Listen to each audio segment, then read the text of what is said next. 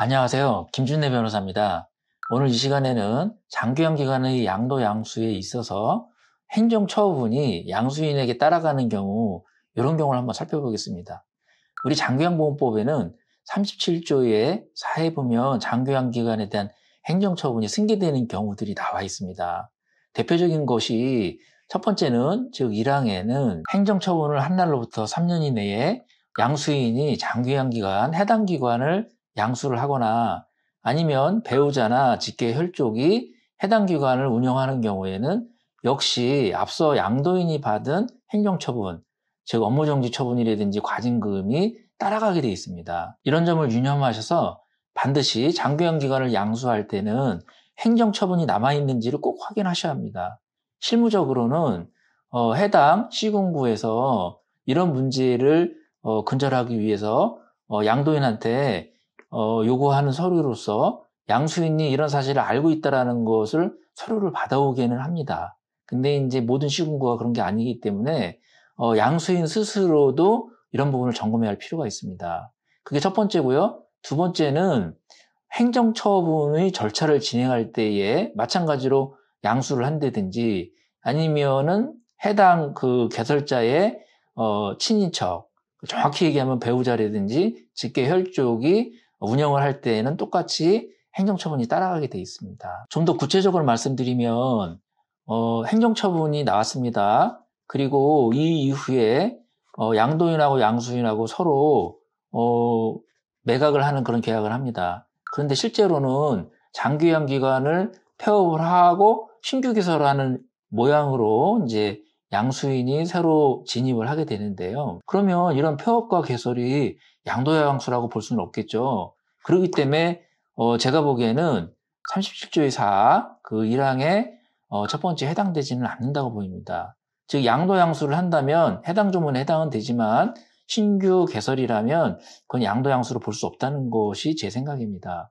자, 두 번째는 배우자 또는 직계 혈족이 그 해당 기관을 운영할 때에는 행정처분이 나왔는데 배우자 또는 직계 혈족이 그걸 운영한다. 그러면 당연히 배우자나 직계 혈족이 운영하는 그 기관에 업무정지 처분이 되든지 과징금 처분이 되든지 승계를 받게 되는데요. 그게 아니라 제3자, 보통은 양도 양수는 제3자하고 이루어지죠. 배우자라든지 직계 혈족한테 양도 양수는 안 하지 않습니까? 그래서 제3자라면 배우자도 아니고 또 직계 혈족도 아니기 때문에 마찬가지로 행정처분을 승계를 받지는 않는다고 해석됩니다. 이 부분은 시군구에서도 상당히 이제 혼란스러워 하는데요. 이 부분을 정확하게 정리를 해드리겠습니다. 관련하여 제가 방어를 해드려서 성공한 사례를 소개해드리겠습니다. 자, 해당 사안은 장모님께서 장교양 기관을 운영을 하고 계셨었는데요. 이 기관을 사위한테 양도를 해줬습니다. 그리고 이게 개인기관이기 때문에 종전의 기관은 폐업을 하고 사위가 신규 개설을 했거든요. 같은 장소에 했는데요. 이거 관련해서 시군구에서 이후 시점에 현지조사를 나왔습니다. 즉 장모님이 운영하시다가 사위가 인수를 했고 그 이후에 현지조사가 나온 겁니다. 그래서 장모님이 운영하던 기관에 대해서 부당 청구다 판정을 하고 업무정지 처분을 하겠다는 입장이었습니다. 그래서 지금 저를 찾아왔는데요. 제가 검토를 해보니까 이건 충분히 방어가 가능하다는 생각이 들었습니다. 설명을 드리겠습니다. 우선은 현지조사가 이루어지기 전에 양도인하고 양수인 사이에 이제 신규 개설과 폐업이 이루어졌습니다. 따라서 아까 말씀드린 그 장교양 기관의 행정처분 승계라는 37조의 4에 2항에 해당되지 않습니다. 2항은 행정조사가 진행 중에 그런 일이 벌어져야 하는데요. 이거는 행정조사, 즉 현지조사가 이루어지기 전에 신규 개설이 이루어졌던 겁니다. 자, 그리고 더 중요한 거는 이게 양도양수가 아니라 종전기관의 폐업과 신규 기관의 개설로 이루어졌습니다. 따라서 그거는 양도양수가 아니기 때문에 어떻게 보나 결국에는 현지조사 중에 절차 진행 중에 양도한 사안은 아니었던 겁니다. 그렇게 해석을 해드렸고요.